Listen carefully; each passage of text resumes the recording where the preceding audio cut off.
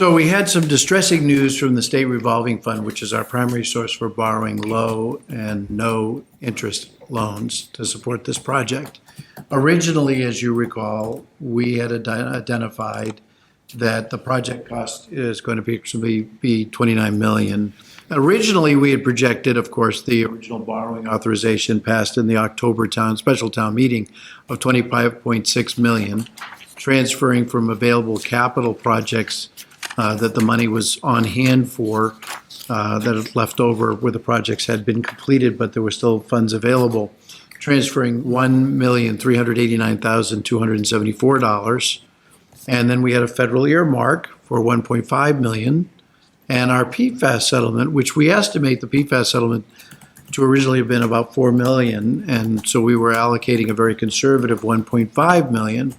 And that left us with a surplus in that account. That gave us a revenue number of about 29,989,000. The state decided, in looking at our funding sources, that they required us to have the cash in our hands, and that the promise of the federal earmark and the PFAS settlement was not in your hand. It was merely promised to you, and that they didn't want us to start the project unless we had enough money to cross the finish line.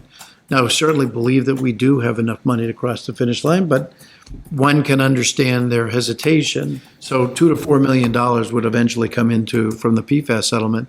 And since the construction project is supposed to take at least 2 years, I think by that time we'll have those settlements in hand.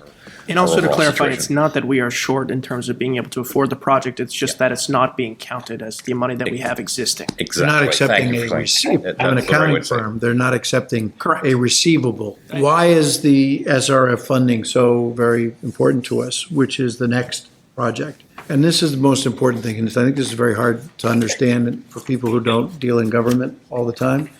A borrowing authorization is a credit limit. It's not an actual borrowing. It's not a borrowing until we exercise the borrowing, until we need the money. It is not our intention that we will need to borrow this $3 million, but we have to have the credit line in case we do. So why do we have to do a special town meeting? Cannot borrow money without town meeting authorization. We have a deadline, a hard stop deadline, September 19th. So if you miss the deadline, we lose the 0%. We'll be borrowing money at market rate, and we'll be spending millions of dollars in additional interest over the 30-year life of the project. I think one of the scary parts to me is, let's say that we don't get the borrowing authorization, therefore we don't get the SRF funding. The town still wants to build the water treatment plant.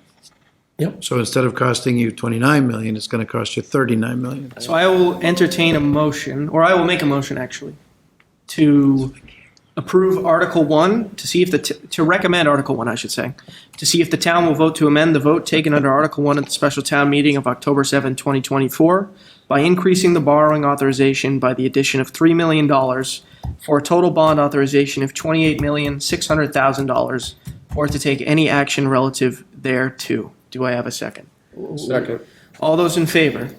Aye. Chris is aye. David? I'm an aye.